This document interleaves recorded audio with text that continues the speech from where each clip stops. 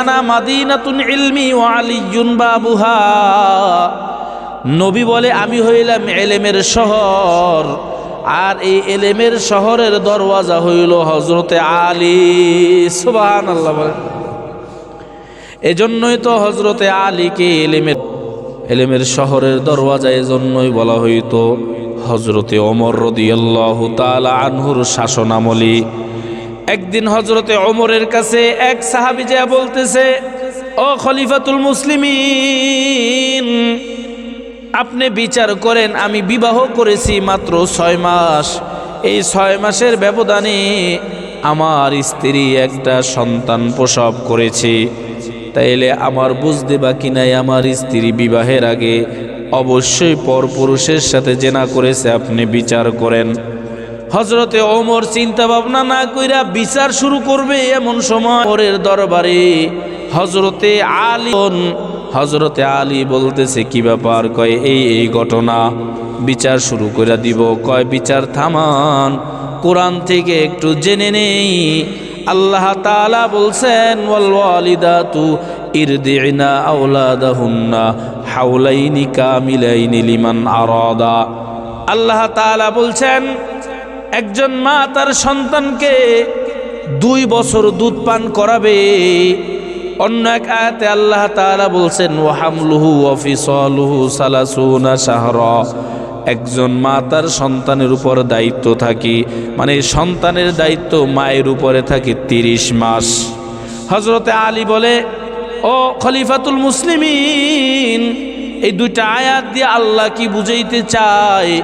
একজন মা হলো 30 মাস, মানে 2.5 বছর পর্যন্ত সন্তানের হক আছে, সন্তান দেখভাল করবি।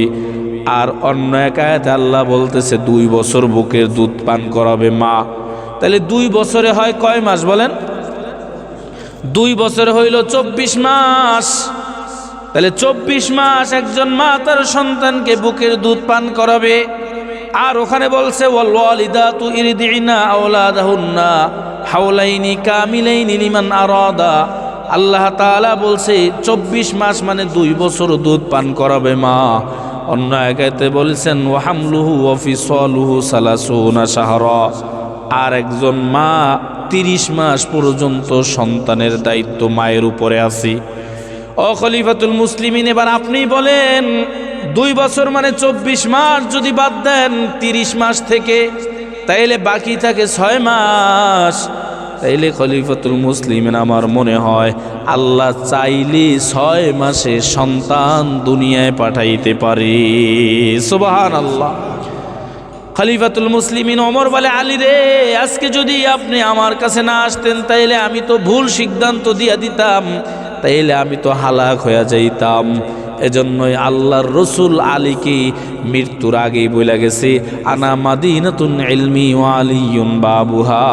আমি নবী হইলাম ইলমের শহর, আর হযরতে আলী হইল সেই শহরের দরওয়াজা। তো হযরতে আলী রাদিয়াল্লাহু তাআলা আনহু, তার ইলম ছিল, আর ওসমানের ছিল লজ্জা, ওমর ছিল ইসলামের জন্য বজ্র কঠোর, হযরতে আবু বকর সিদ্দিক ছিল সব সময় নরম তরবিয়তের। এখন আমি যে কথা আপনাদের বুঝাইতে চাইব, একজন এক মেজাজের হয়। তবে এই মেজাজটা তারা ইসলামের জন্য করছে না ব্যক্তিগত আক্রোশে বলেন? হযরতে ওমর একদিন ইসলামের পক্ষে জিহাদ করার জন্য গেল। ওমরের সামনে তো কেউ সাহস পায় না, কেউ শক্তি পায় না। হযরতে ওমর যখন কাফেরদের আক্রমণ শুরু করলো, কাফেররে নিচে রাইখা ওমর তরবারি চালাবে, এমন সময় কাফের বুঝে ফেলাইছি যে এটা তো ইসলামের জন্য করতেছে। কাফের দেরি করে না, মুখ থেকে থুথু নিক্ষেপ করে দিছে, ওমরের গালে লাগছে। হযরতে ওমর দাঁড়ায় গেছেন। সাহাবীরা জিজ্ঞাসা করে, কি ব্যাপার, আপনি ওকে কতল না করে দাঁড়ায় গেছেন, কারণ কি? কয়, কারণ হইল এতক্ষণ আমি ইসলামের জন্য যুদ্ধ করতেছিলাম।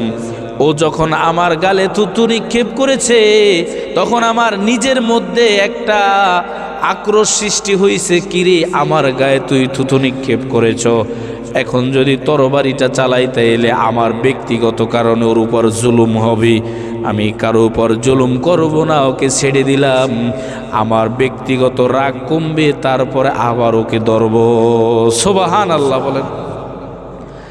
আর আমরা হইলাম মুসলমানের উপরে আমরা সহানুভূতি দেখাবো তো দূরের কথা, ব্যক্তিগত কারণে এক মুসলমান আরেক মুসলমানকে কিভাবে ধ্বংস করা যায় এই চেষ্টা ফিকির আমাদের সমাজে আছে না নাই বলেন?